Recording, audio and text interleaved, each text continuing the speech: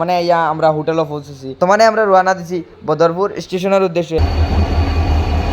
তো 25 তারিখ আমি বদরপুর থেকে যাইমু আপনারা উজাই। আমার ডাব্বা হইলো S1 হইলো জাটিঙ্গা লামপুর স্টেশন।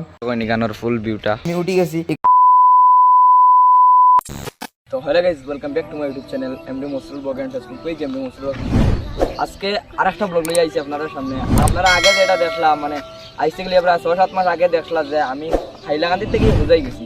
আজকে আবারও দেখবা হাইলাকান্দি থেকে হুজাই যাব। ফুল প্রসেসটা আপনারা দেখতে থাকবা।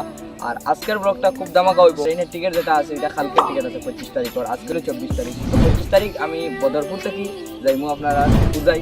তো আপনারা ফুল ব্লগটা দেখতে থাকবা।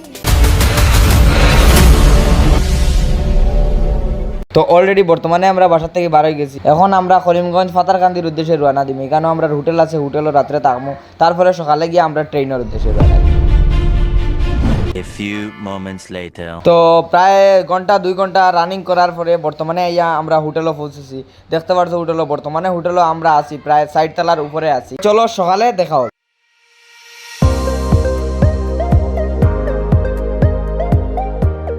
Day 2. তো ফাইনালি সকাল হয়ে গেছে। এখন হয়েছে ডে 2, 2 নম্বর দিন আমরা। তো আজকে হইলো 25 তারিখ। বর্তমানে আমরা রওনা দিছি বদরপুর স্টেশনের উদ্দেশ্যে। তো এখন আমরা যাই আর বদরপুর স্টেশন। ওখান থেকে আমরা ট্রেন ধরবো। 8:10 ট্রেন আছে, ওখান থেকে ধরিয়া আমরা হুজাইর উদ্দেশ্যে রওনা দিব। তো এখন দেখতে পাচ্ছ এখানে রেলর গেট ফেলে হচ্ছে, কারণ এখানে বর্তমানে কাজ চলছে। জেসিবি মেশিনে কাজ করে। এখানে দেখতে পাচ্ছ রাস্তা তাও করে আর কি, সামান্য কিছু অসুবিধা হয়েছে তার লাগিয়া। রেলগেট স্টেপের কারণে বহু সময় হয়ে গেছে। এখন দেখতে পাচ্ছ 6:29 বাজে। আর এখন আমরা স্টেশনে পৌঁছে গেছি দেখতে পারছো। তো স্টেশন পৌঁছিয়া এদিক সেদিক ঘুরিয়া চাইয়া দেখলাম মানুষের অনেক ভিড়। আর এখনো আমরা রাতও বহু সময় আছে। মধ্যে দেখতে পারছো এখানে একটা শিলচরের যেটা ট্রেন দেখছে 15616 নাম্বার, এটা হইলো আমাদের ট্রেন। আর এখানে দেখতে পারছো ট্রেনের অপেক্ষা করি, আর ট্রেন আবহাওয়া আইছে না, একটু সময়ের ভিতরে ট্রেন আই যাইব। তো আমরা ট্রেনের নাম হইলো Silchar Guwahati express, train number 15616। বর্তমানে দেখতে পারছো আমরা সামনে ট্রেন উপস্থিত হয়ে গেছে।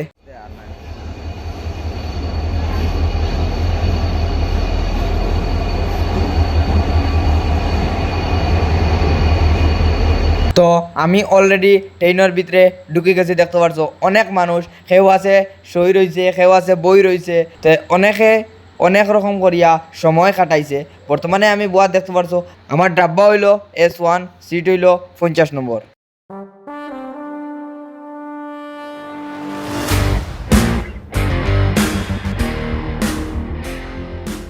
আর এই পাহাড়ের ভিউটা দেখিয়া আমার মনে একটা কথাই জাগলো।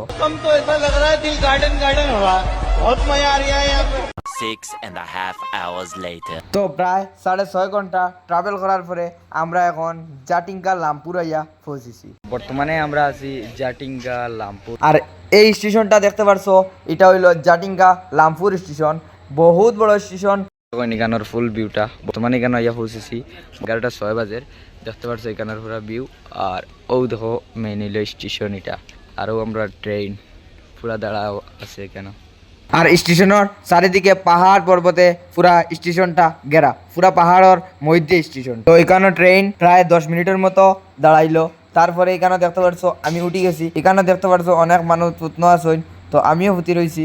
তারপরে ভাইজান এখন লইছিলাম বুঝছনি খানি লইয়া খাইতাম পারছি না। আপনারা একটা কথা কইতাম যাই, ট্রেনও থাকি আপনারা কোনো জিনিস লইবা না কোনো দিন। খাবারগুলা এত যে নোংরা দেখার পরে মানে খাওয়ার জানা।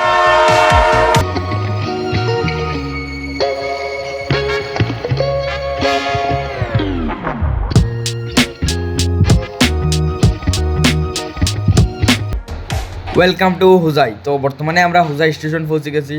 আর এখানে পৌঁছে দেখতে পারছো আমরা ট্রেন এখানে বন্ধ হইব, এখানে আমরা নামি দিব।